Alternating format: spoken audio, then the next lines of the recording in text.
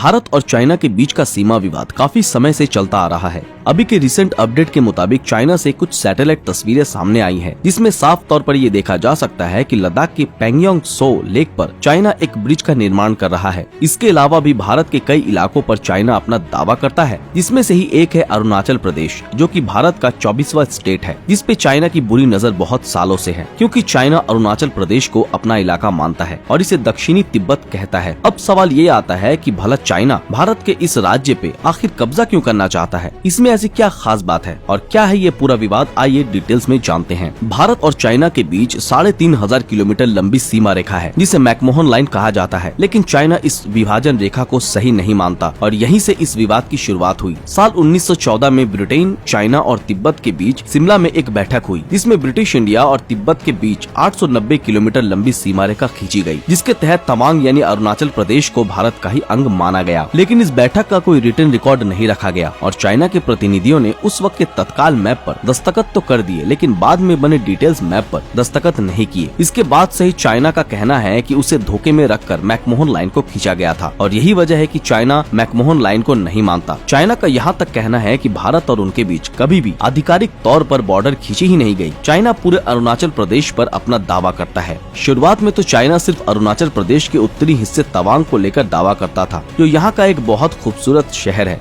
जिसकी ऊंचाई सी लेवल से 3048 मीटर है और यहाँ एक बहुत ही फेमस बौद्ध मंदिर है, जिसे 17वीं सेंचुरी में बनाया गया था और जो तिब्बत के बौद्धों के लिए बहुत ही पवित्र जगह है। लेकिन ये सिर्फ एक मामूली वजह है, असली वजह कुछ और ही है। 1912 के पहले तक तिब्बत और भारत के बीच कोई क्लियर बॉर्डर नहीं थी। इन इलाकों पर ना ही मुगलों का और ना ही ब्रिटिशर्स का राज था और भारत और तिब्बत के लोग भी बॉर्डर वगैरह नहीं मानते थे। फिर जब तवांग में बौद्ध मंदिर मिला, तब जाकर बॉर्डर खींचने का डिसीजन लिया गया और फिर साल 1914 में ब्रिटेन, तिब्बत और चाइना इन तीनों देशों ने मिलकर बॉर्डर को डिसाइड किया। लेकिन फिर 1950 में चाइना ने तिब्बत पर पूर्ण रूप से कब्जा कर लिया और चाइना ये चाहता था कि तवांग तिब्बत का ही हिस्सा रहे, क्योंकि ये तिब्बतियों के लिए बहुत ही पवित्र जगह है। साल 1949 में माओ से तुंग ने पीपल्स रिपब्लिक ऑफ चाइना का गठन किया और 1 अप्रैल 1950 को भारत ने इसे मान्यता दे दी और चाइना के साथ राजनीतिक संबंध स्थापित किए। और फिर 1954 में भारत ने भी मान लिया कि तिब्बत चाइना का ही हिस्सा है। उस वक्त हिंदी चीनी भाई भाई का नारा भी लगा।